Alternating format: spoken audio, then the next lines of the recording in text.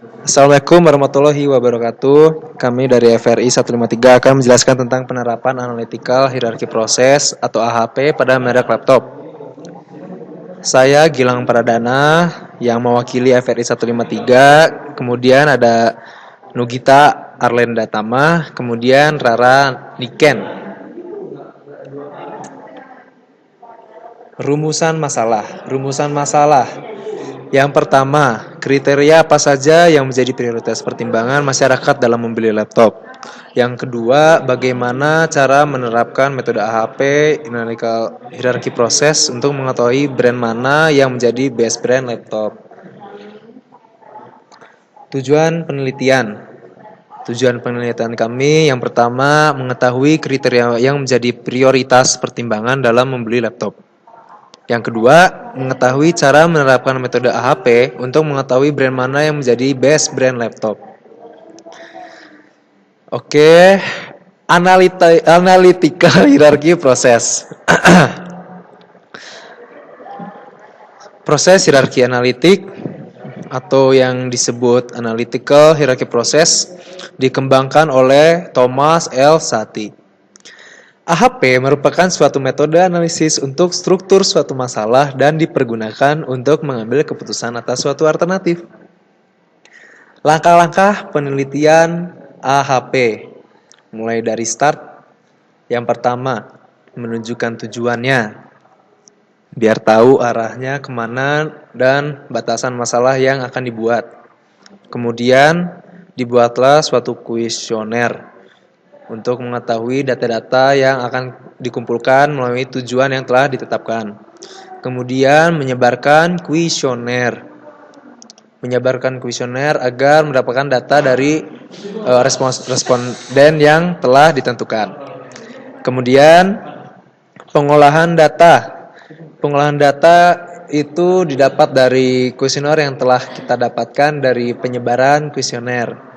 Kemudian olahan data kemudian dianalisis kemudian dibuatlah suatu kesimpulan dari data yang sudah didapat, apakah tujuan dapat dijawab sesuai keinginan dari kita, yaitu sesuai dengan kriteria yang ada.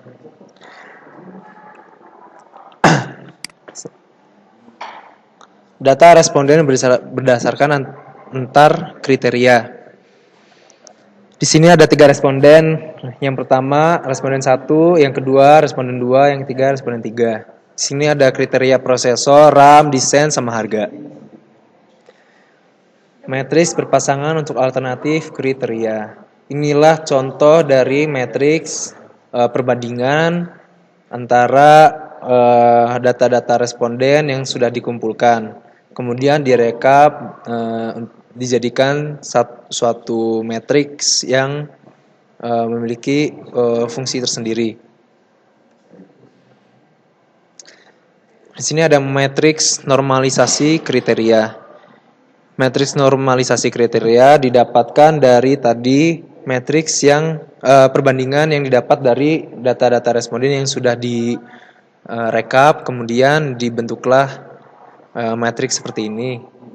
Nah, buat matriks normalisasi kriteria, contohnya yang pertama pada prosesor yang 0,49188 ini dapat dari di sini prosesor 1 ini dibagi dengan jumlah total kolom. Kemudian didapatkan 0,49188 berlaku untuk semuanya. Setelah didapatkan semuanya, dilakukanlah penjumlahan. Jumlah ini nanti digunakan untuk menentukan priority vector dan matriks priority dan tentu juga konsistensinya. Matriks priority vector itu nanti didapat dari perbagian antara dari jumlah dibagikan dengan jumlah kriteria yang ada, yaitu di sini ada 4 kriteria. Nah, matriks priority itu tadi dibagi dari matriks perbandingan dikalikan dengan priority vector. Konsistensi didapat dari matriks priority bagi priority vector. Buat konsistensi tadi, buat uh, kriteria yang memiliki konsistensi yang paling tinggi, kriteria tersebut merupakan kriteria yang paling tinggi dan dipilih dan sebagai kriteria utama karena memiliki nilai konsistensi data yang tinggi. Jadi dari hasil nilai CR di atas dapat disimpulkan bahwa mempunyai perbandingan konsisten, yaitu 0,088 yang kurang dari 0,1. Dari sini CR ini didapat dari lambda max dikurangin 0,104600178 dibagi 1,188. Pemilihan kriteria dengan alternatif merek laptop. Di sini data respon terdapat tiga tabel ini merupakan data responden yang sudah disebarkan tadi.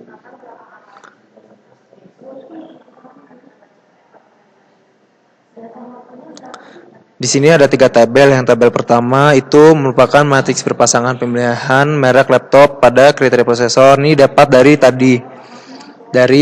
data responden yang sudah didapat, yang tadi disebarkan, kemudian dikumpulkan lagi. Nah, di sini kita bisa lihat nanti buat Asus terhadap Acer 6. Nah, di sini nih 6. Yang angka 6 ini muncul dari data responden 1. Ya, terus tabel yang kedua, matriks pemilihan merek laptop pada kriteria prosesor yang tadi saya jelasin. Dari mana ini berasal? Ini berasal dari tadi antara kolom yang terpilih yang ditanyakan kemudian dibagi dengan jumlahnya. Dan kriteria yang lain juga termasuk. Kemudian dijumlahkan, setelah dijumlahkan didapat priority vector, yaitu jumlah yang didapat dibagi dengan jumlah kriteria yang ada. Matrix priority tadi didapat dari perkalian priority vector. Kemudian konsistensi didapat dari pembagian matrix priority dibagi dengan priority vector. Kemudian setelah sudah selesai, langkah selanjutnya menghitung tabel nilai eigen merek laptop pada kriteria prosesor. Di sini lihat lambda max yang kemudian kita cari lagi CL dan RL-nya itu didapat dari tabel yang sudah ada. Kemudian CR ini merupakan perhitungan dari nilai lambda max, CL dan RL. Kemudian masuk ke hasil pemilihan merek laptop pada kriteria prosesor. Jadi di sini cuma dibahas tentang kriteria pada prosesor. Jadi untuk kriteria yang lain, misalnya RAM, harga, desain, itu bisa dilakukan dengan langkah yang sama seperti yang tadi, data responden, kemudian di rekap, setelah direkap nanti dibuat tabel normalisasinya, kemudian dicari nilai eigennya apakah data tersebut valid atau tidak. Berdasarkan hasil perhitungan di atas, dapat disimpulkan bahwa prioritas untuk kriteria prosesor adalah merek laptop Acer. Karena memiliki nilai konsistensi lebih besar daripada nilai konsistensi laptop yang lain, yaitu 3,216. Nilai CR yang membuktikan bahwa kuesioner tersebut konsisten karena mempunyai nilai 0,0766 yang kurang dari 0,1. Jika nilai konsistensi kurang dari 0,1 berarti data tersebut konsisten dan valid. Di sini penjelasan analisis hasil yaitu penilaian terhadap kriteria RAM. Jadi kriteria RAM yang terpilih adalah merek laptop HP karena kriteria laptop HP memiliki nilai konsistensi yang lebih besar dari nilai konsistensi laptop lainnya, yaitu sebesar 3,444 dengan nilai CR yang membuktikan bahwa kuesioner tersebut konsisten, mempunyai nilai 0,065 yang kurang dari 0,1. Nah, sekarang masuk ke penilaian berdasarkan kriteria desain. Laptop yang terpilih adalah laptop HP karena memiliki nilai konsisten yang lebih besar dari konsistensi laptop lainnya, yaitu sebesar 3,444 dengan nilai CR yang membuktikan bahwa kuesioner tersebut konsisten karena mempunyai nilai 0,065 kurang dari 0,1. Penilaian berdasarkan kriteria harga. Nah, merek laptop yang terpilih adalah merek laptop HP karena memiliki nilai konsistensi yang lebih besar dari nilai konsistensi merek laptop lainnya, yaitu 3,444. Dan nilai CR yang membuktikan bahwa data tersebut konsisten, yaitu 0,065 yang kurang dari 0,1. Dan terakhir itu kriteria ukuran. Hasil kriteria RAM yang terpilih yaitu merek laptop HP yang memiliki nilai konsisten lebih besar dari nilai konsistensi merek laptop lainnya, yaitu 3,444. Dan nilai CR yang membuktikan kuesioner tersebut konsisten, yaitu 0,065 yang kurang dari 0,1. Jadi penilaian kriteria tersebut antara RAM, desain, harga, dan ukuran, laptop HP lah yang terpilih dari laptop brand merek lainnya. Demikian penjelasan dari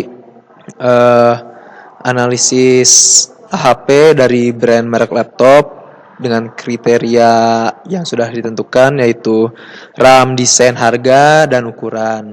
Sekian, terima kasih. Maaf apabila ada kesalahan. Wassalamualaikum warahmatullahi wabarakatuh.